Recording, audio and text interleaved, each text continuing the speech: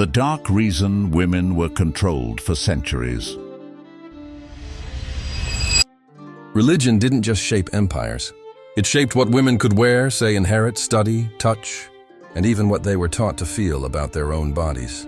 For thousands of years, kings feared rebellion, religions feared temptation, and somewhere in between, the female body became one of the most controlled things in human history. But here's the twist almost nobody talks about. Many ancient religions originally worshipped women as sacred. So how did the female body go from divine to dangerous? This story starts long before churches, mosques, or cathedrals existed. Before the Bible was written, before Rome ruled the world, archaeologists discovered prehistoric figurines across Europe and the Middle East dating back over 25,000 years. Tiny statues with exaggerated hips, breasts, and stomachs. One of the most famous is the Venus of Willendorf, found in Austria in 1908. Historians believe these figures symbolized fertility, life, survival. In some of the earliest known human societies, the female body was not shameful. It was power itself. In ancient Mesopotamia, priestesses held influence. In Egypt, women could own property, divorce husbands, and rule kingdoms. The goddess Isis was worshipped across the Mediterranean. In ancient India, female deities represented destruction, wisdom, wealth, and creation all at once. But then something changed. Around 3,000 years, societies became more militarized. Land ownership expanded. Kingdoms formed. And suddenly, controlling bloodlines became essential. Men needed certainty over inheritance. Religion became deeply tied to social order. And the female body slowly transformed from sacred mystery into something that needed supervision. One of the earliest examples appears in ancient Assyria around 1200 year. Laws stated that respectable women had to veil themselves in public, while enslaved women and prostitutes were forbidden from wearing veils. Think about that for a second. Clothing wasn't just about modesty. It became a social code controlling who deserved dignity and who didn't. Thousands of years later, the obsession only intensified. In ancient Greece, philosophers praised logic and reason, but many also viewed women as biologically inferior. Aristotle described women as deformed males. In Athens, women were often excluded from politics and public life entirely. Yet paradoxically, Greek mythology was filled with powerful goddesses. The contradiction never disappeared. Worship the feminine. Fear real women. Then came Rome, then Christianity. And this is where history becomes explosive. Early Christian communities actually included influential women. Some scholars believe women served as deacons and leaders. In the first centuries after Jesus, the apocryphal Gospel of Mary portrays Mary Magdalene not as a prostitute, but as one of Jesus' closest spiritual companions. But by the 4th century, after Emperor Constantine legalized Christianity in 313 years, the religion became increasingly institutionalized and male-dominated.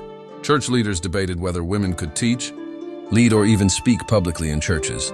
One early theologian, Tertullian, called women the devil's gateway, blaming Eve for humanity's fall.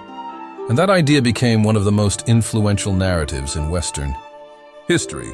Woman as temptation. Eve eating the forbidden fruit became more than a story. It became a justification.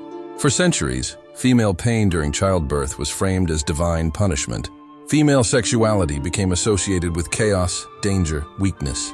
And once religion fused with law, those beliefs shaped entire civilizations. During the Middle Ages, Europe became obsessed with purity. Nuns covered nearly every inch of skin. Women accused of adultery could face public humiliation or execution. And then came one of history's darkest chapters, the witch hunts. Between the 15th and 18th centuries, tens of thousands of people, most of them women, were executed across Europe and colonial America after being accused of witchcraft. Many weren't witches at all. Some were healers, midwives, widows with property. Women who were outspoken, intelligent, or simply inconvenient. In 1487, a book called Malleus Maleficarum was published by Heinrich Kramer, a German inquisitor. It became a manual for identifying and prosecuting witches. The book claimed women were naturally more susceptible to evil because they were, supposedly morally, weaker and sexually dangerous. It spread across Europe for centuries.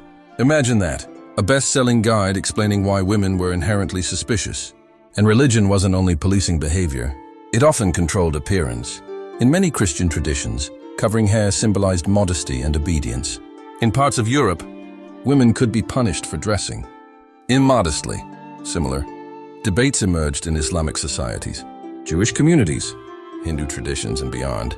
But here's what gets lost online today. These practices were never identical everywhere. Religion is not one giant machine. It changed across centuries, cultures, rulers, and politics.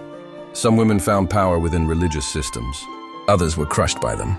In medieval Islam, women in certain regions could inherit wealth and run businesses at a time when many European women couldn't. In Buddhist monasteries, some women gained educational opportunities unavailable elsewhere. In Christian convents, nuns sometimes became scholars, artists, and political advisors. History is never simple, but the pattern keeps repeating. Societies often linked women's bodies to morality itself. And once morality becomes political, control follows fast. Even natural biology became controversial. Menstruation was treated as spiritually dangerous in multiple cultures.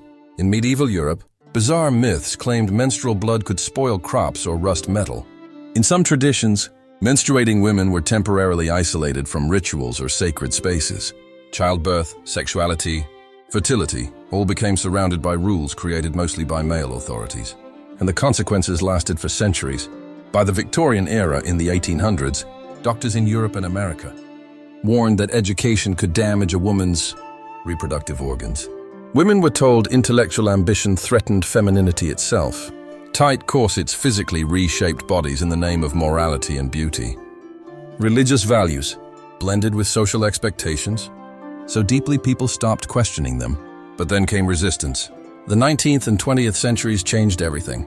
Women fought for education, voting rights, reproductive rights, and bodily autonomy. Religious institutions split internally. Some adapted. Others doubled down. Debates over clothing, abortion, sexuality, contraception, and gender roles exploded worldwide. And here's the uncomfortable truth nobody wants to admit. The obsession never really ended. It just changed platforms. Today, millions of people still argue online about what women should wear, how they should age, whether they're modest, pure, traditional, or appropriate, social. Media became the new cathedral. Comment sections became modern tribunals. The language changed, but the scrutiny stayed almost identical. And religion is still part of the conversation because religion was never only about spirituality. It was also about identity, order, survival, fear, family, inheritance, and power. That's why the female body became symbolic. Entire civilizations projected their anxieties onto it. Control the body and you control the family. Control the family and you control society. But history also reveals something else people forget. Women were never just victims of religion. They shaped it too. They founded movements, protected traditions, preserved texts, financed temples, challenged authorities, and reinterpreted scripture. Some became saints, some became queens, some became heretics. Some disappeared from official history entirely. And maybe that's the biggest revelation of all. The story was never simply religion versus women. It was a battle over who gets to define morality itself, who decides what is sacred, who decides what is shameful, and who benefits when entire populations are taught to police themselves. Because once you start asking those questions, you stop seeing history as random traditions. You start seeing systems repeated across continents for thousands of years. Systems powerful enough to survive empires, revolutions, and even the internet. The female body was never just a body in history. It became a battlefield for power, fear, purity, identity, and control. And understanding that might completely change the way you see the modern world.